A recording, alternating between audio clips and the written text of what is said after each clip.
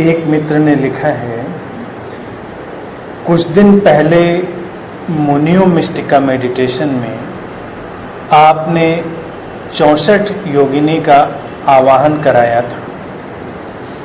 64 योगिनियों के जो मंदिर हैं वो तंत्र से संबंधित हैं। लोग वहाँ जाने से भयभीत भी रहते हैं, ऐसा मैंने सुना है। 64 योगिनी क्या शक्ति के एक्सप्रेशन हैं? कहीं पर इन्हें सेक्स से भी रिलेट करके देखा गया है, इन्हें फियर्स भी माना गया है, और फिर साधना में ये किस तरह सहयोगी हैं? कृपया इस विषय पर कुछ कहने की कृपा करें।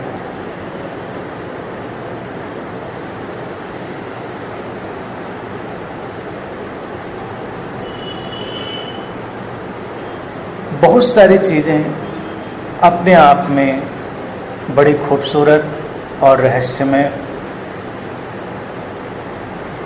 भारत में खोजी गई। सामान्यतया बहुत सारी पारंपरिक चीज़ों पर मैं बात नहीं करता,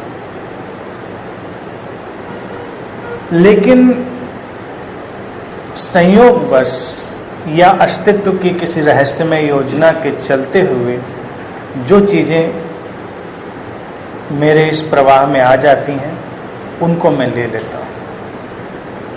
लेकिन फोकस्ड होकर किसी पारंपरिक घटना व्यवस्था पर बात करना मेरा उद्देश्य कभी नहीं रहा। 64 योगिनी एक ऐसी ही घटना है जो अस्तित्वगत योजना के चलते हुए मेरे सामने आई और उस पर बातचीत हुई, उसका प्रयोग भी हुआ। जब मैं 64 योगिनी के एक प्रसिद्ध मंदिर में गया एक बार इसी साल, तो वहाँ जाकर मुझे ऐसा लगा कि सचमुच में बहुत ही सरल ढंग से बड़े ही जटिल दर्शन को, बहुत ही कॉम्प्लिकेटेड कॉन्सेप्ट को पुराने लोगों ने अभिव्यक्त करने की कोशिश करी है, एक्सप्रेस करने की कोशिश करी। 64 योगिनी के जो मंदिर हैं वो भारत में कई जगहों पर हैं। कुछ बहुत प्रसिद्ध हैं, कुछ कम प्रसिद्ध हैं। इन मंदिरों का साधनागत दृष्टि से बहुत उपयोग रहा, और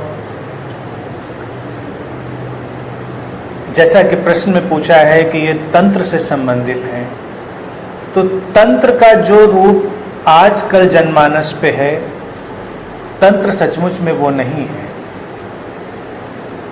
जैसे ध्यान का जो बहुत प्राचीन ग्रंथ है विज्ञान भैरव तंत्र, जिस पर हम लोग बातचीत भी कर रहे हैं, वो भी तंत्र का ही ग्रंथ।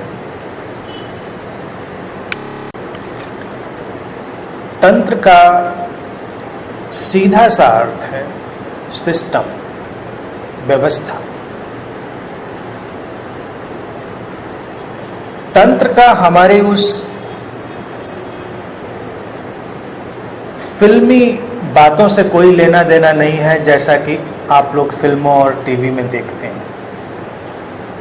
अलग अलग तरह की चीज़ें करते हुए लोग, या समाज में भी बहुत सारे लोग तंत्र के नाम पर उल्टी सीधी हरकतें करते हुए दिखाई देते हैं।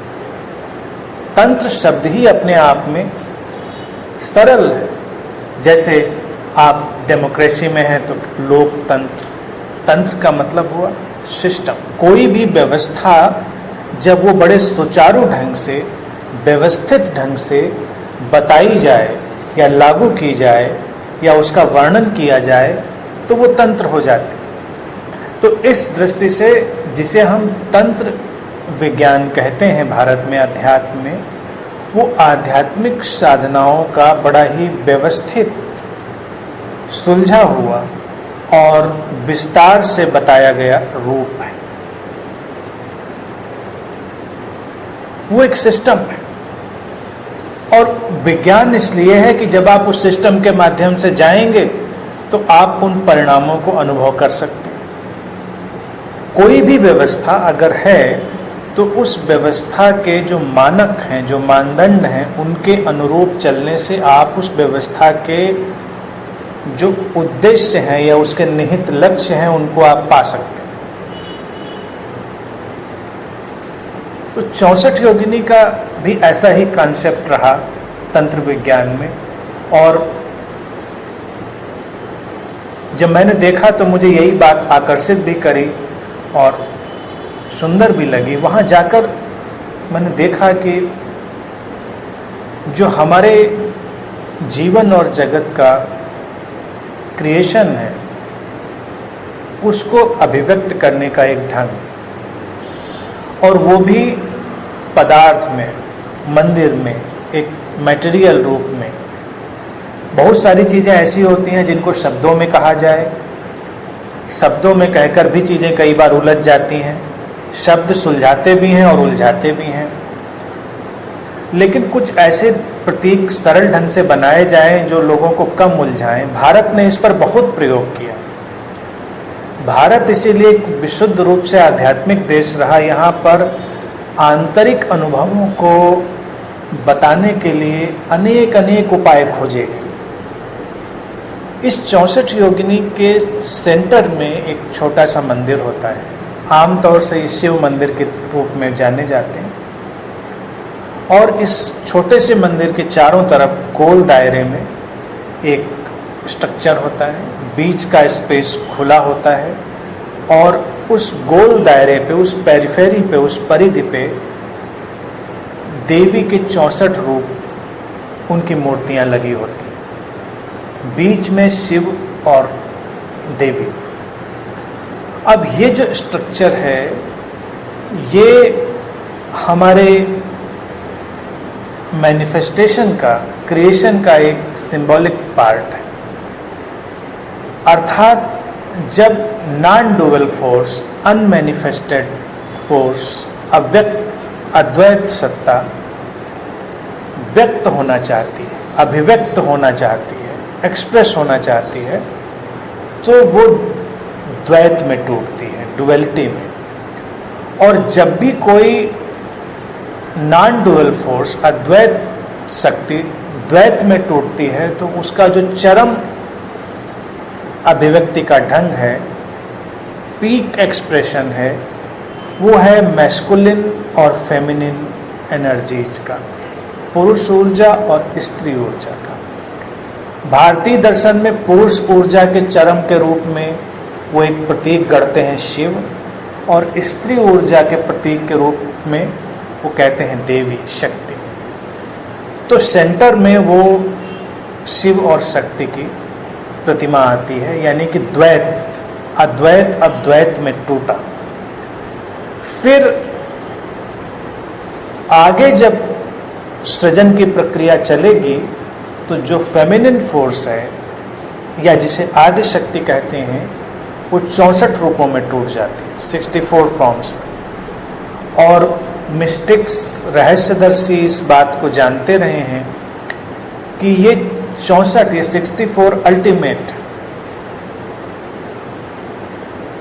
फिर उसी के संयोग से, उसी के परम्यूटेशन, कॉम्बिनेशन से पूरा अस्तित्व रचा जाता है, शक्ति के उन्हीं अलग अलग रूपों में। तो 64 योगिनी के ये रूप भी आदि शक्ति के ही रूप माने जाते हैं। आदि शक्ति का मतलब ही हुआ सीधा सीधा जो प्रिमिटिव, प्रिमोर्डियल, फंडामेंटल फोर्स है वो। भारत में हम उसका भी एक रूप बना देते हैं, एक चेहरा बना देते हैं।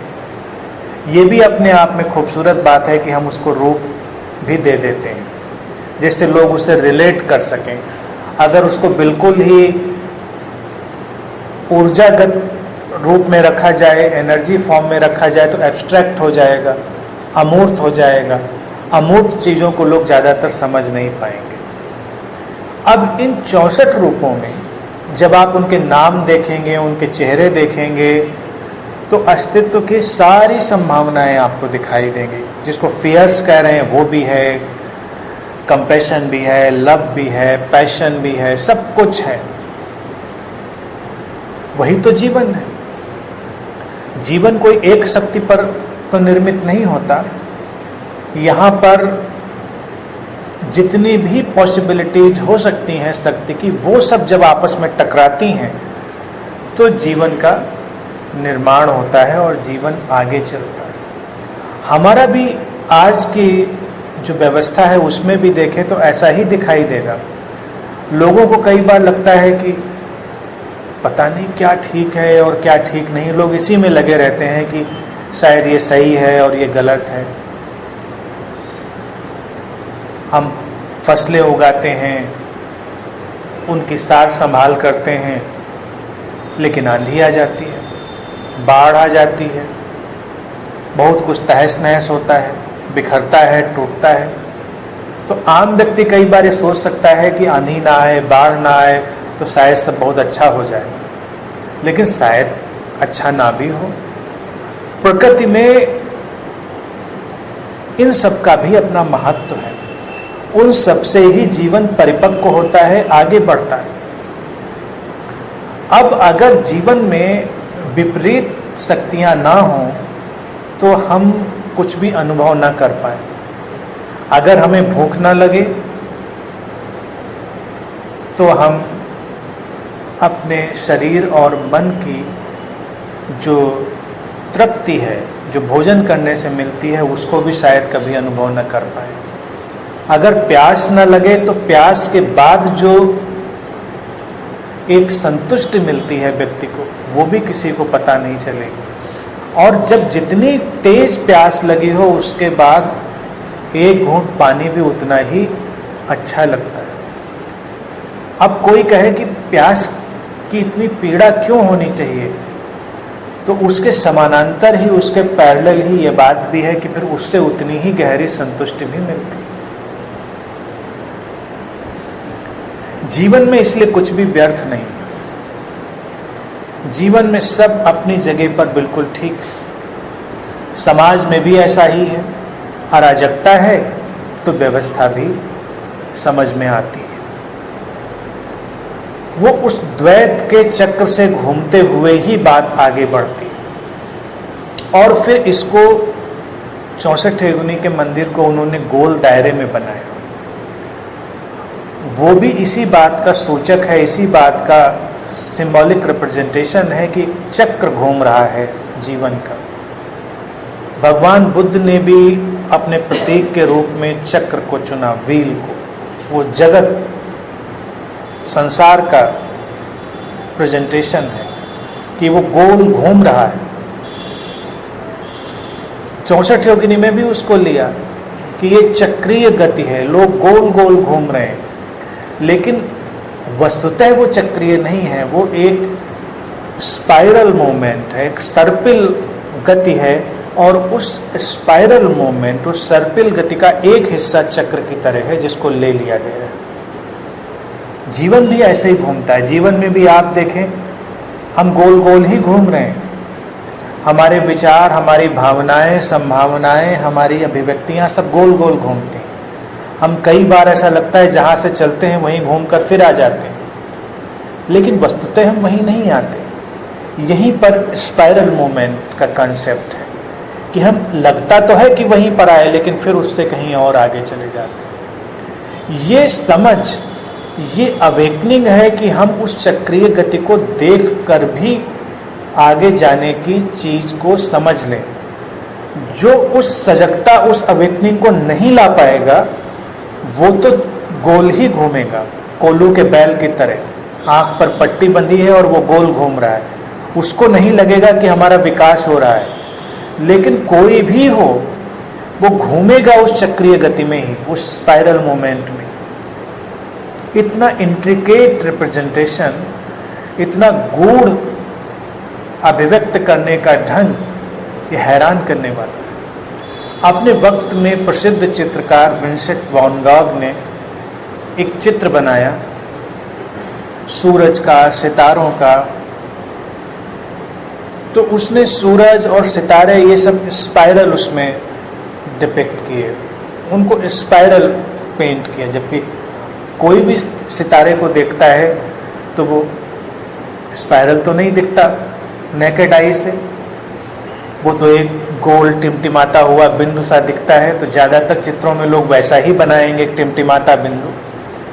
और ये वॉन गॉग इसने उनको स्पाइरल पेंट कर दिया। तो उसको तो लोग उस समय विक्षिप्त मानते ही थे, एबनॉर्मल मानते ही थे, तो लोगों ने कोई ध्यान नहीं दिया और विक्षिप्त मानकर उस पेंटिंग को भी हटा दिया गया। लेकिन कुछ वक्त बाद विज्ञान ने अपने विकास के साथ जब ऑब्जर्व किया, खोजा, तो वो भी इसी निष्कर्ष पर पहुंचा कि अस्तित्व में जितना भी मूवमेंट है वो स्पाइरल, सितारे या जो स्टार्स हैं जो गोल जैसे दिखाई देते हैं वो वस्तुतः स्पाइरल, सारा मूवमेंट एग्जिस्टेंस का स्पाइरल हो रहा है। जब भौतिक विज्ञान, खगोल विज्ञान, इन सब ने इस तथ्य को खोजा तो वॉन गॉग की वो पेंटिंग फिर से लोगों के सामने आई और वो बेशकीमती हो गई। अब लोग समझ नहीं पाए कि एक साधारण सा चित्रकार अपनी नंगी आंखों से वो कैसे देख पाया होगा, जिसको विज्ञान अपने तरह तरह के इंस्ट्रूमेंट से, सोफिस्टिकेटेड इंस्ट्रूमेंट के माध्यम से खोज पाता है, उसको एक व्यक्ति बस अपनी सामान्य दृष्टि से कैसे देख लेता है।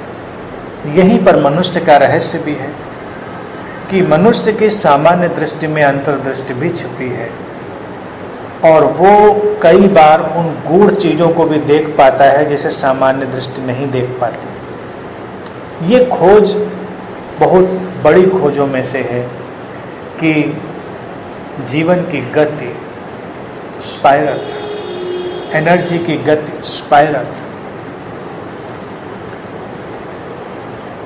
उसी को दिखाने के लिए उन्होंने उस मंदिर का निर्माण उस तरह से किया। वैसे तो कोई भी मंदिर आप देखेंगे वो बनता तो गोल ही है आमतौर से।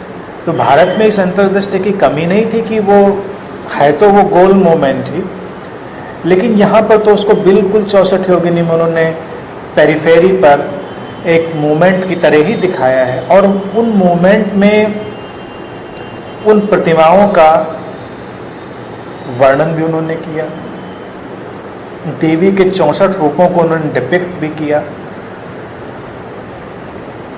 मैं जबलपुर के भेड़ाघाट के मंदिर में गया था, वहाँ की मूर्तियाँ अभी तो टूटी हुई हैं काफ़ी, लेकिन फिर भी उनमें एक ऊर्जा, एक जीवंतता, एक अलाइवनेस, और वो ऐसा लगता है जैसे एक मोमेंट में एक फ्लो, जैसे एक वेव, एक लहर चल रही है।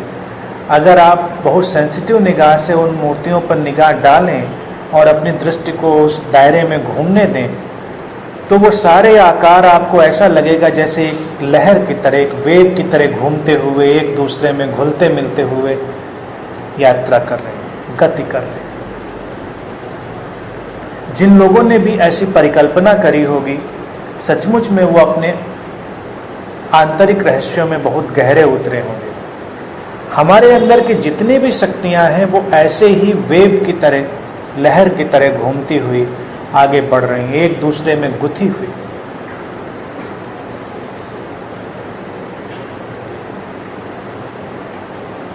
तो ये अपने आप में बड़ा खूबसूरत है। फिर दूसरा प्रश्न में ये बात भी पूछी है कि लोग इन मंदिरों में जाने से डरते रहे हैं, इनको सेक्सुअल एनर्जी से या फियर्स एनर्जी से भी जोड़ा गया है, सिद्धियों शक्तियों से भी जोड़ा गया है।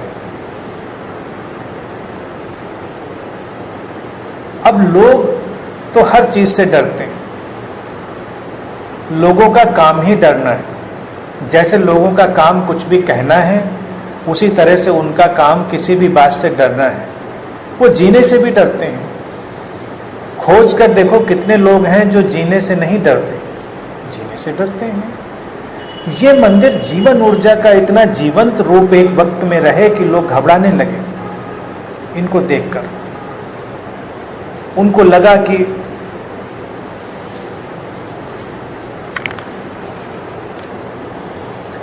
और 64 योगिनी के इन मंदिरों को खास तौर से सिद्धियों शक्तियों से भी बहुत जोड़ा गया। साधनाएं भी ऐसी वहाँ पर बेशक होती रही होंगी, लेकिन सिद्धियां और शक्तियां कोई खास चीज़ नहीं है, वो जीवन की सामान्य स्थितियां हैं।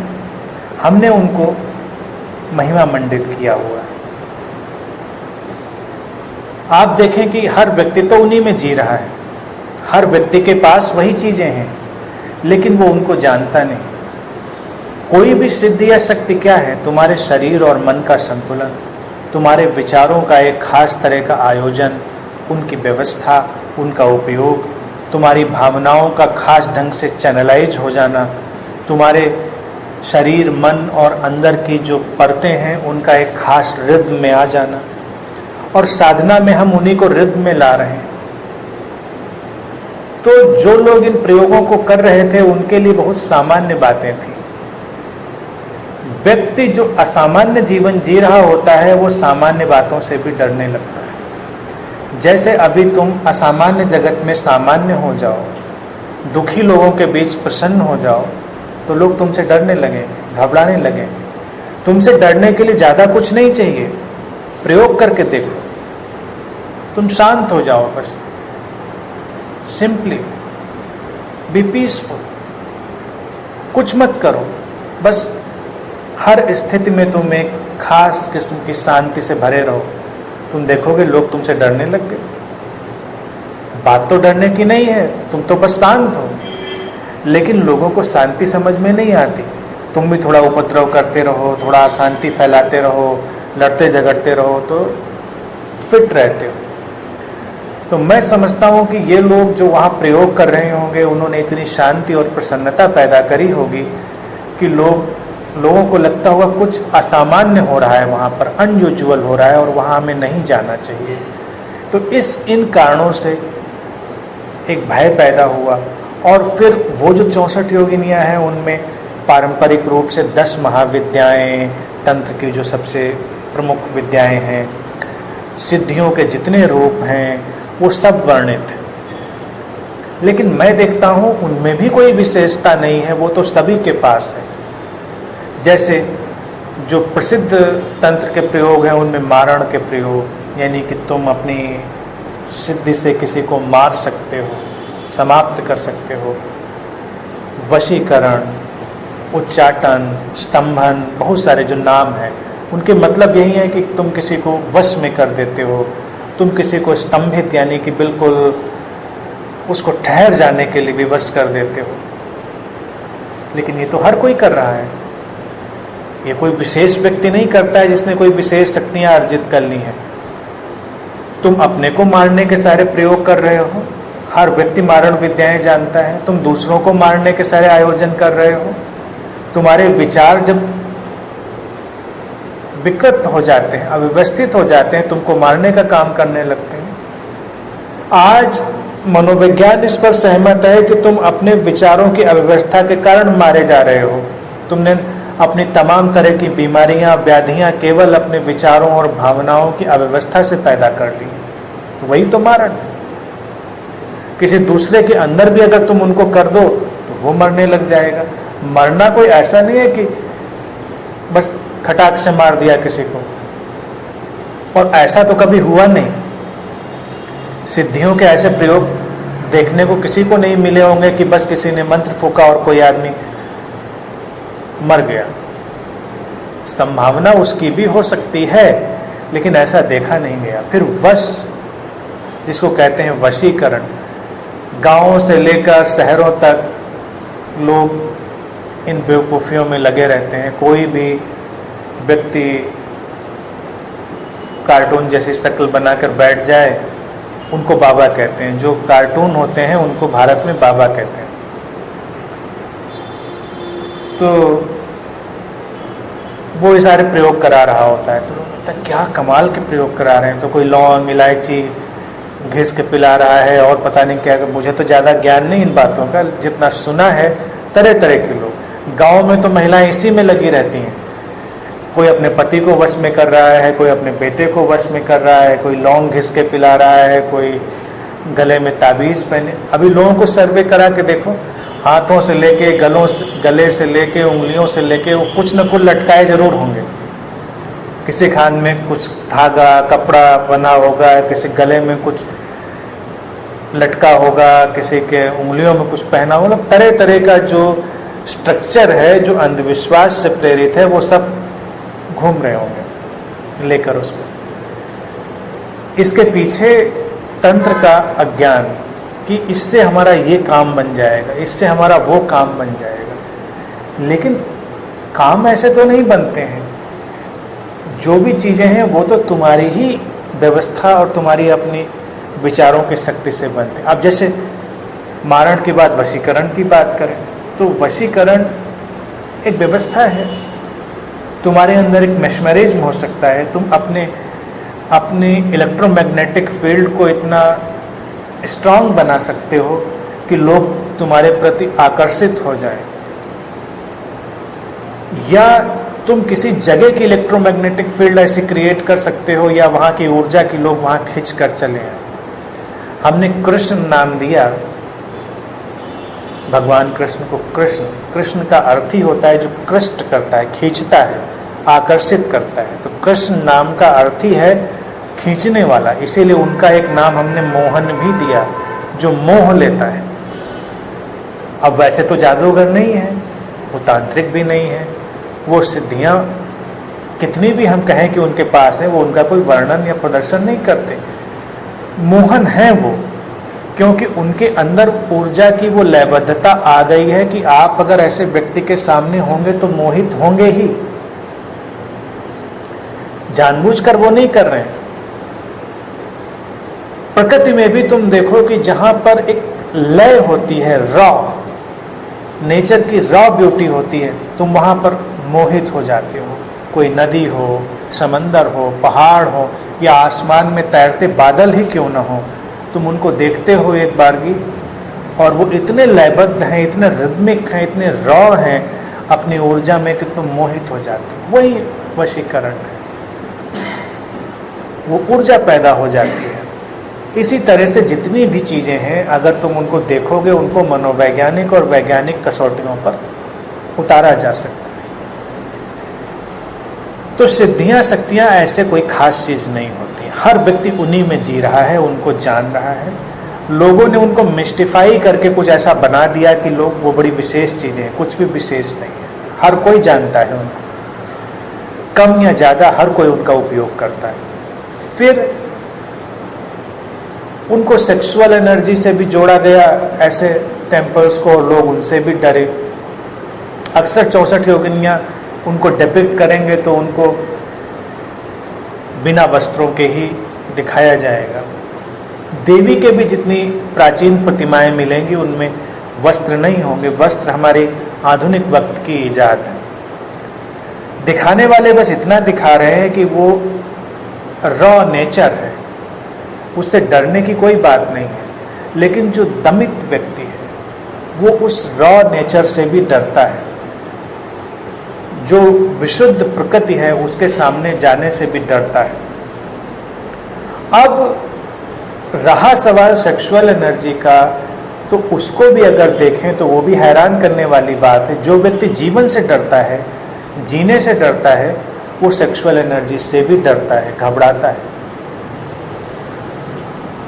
जितनी भी हिंसा होती है सेक्सुअल एनर्जी को लेकर, चाहे बलात्कार हो या घरों में भी वो हिंसा होती ही है, या सामान्य रूप से हिंसा हो रही हो,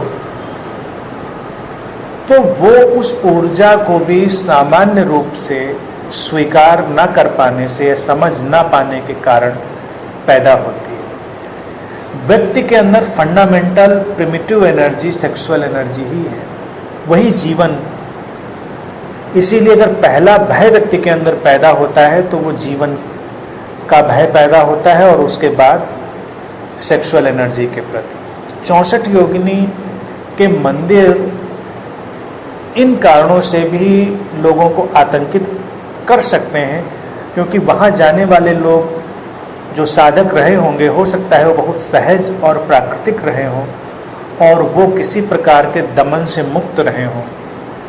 जो दमन से मुक्त होगा, आवश्यक नहीं कि वो किसी सेक्सुअल एक्टिविटी में जा रहा हो, लेकिन उसकी प्रेजेंस ही लोगों को घबराने वाली लग सकती है, क्योंकि जो दमित व्यक्ति नहीं है वो हमारे सामान्य नैतिक मानदंडों में भी फिट नहीं बैठता, वो नॉर्मल मॉरल स्ट्रक्चर में फिट नहीं बैठता।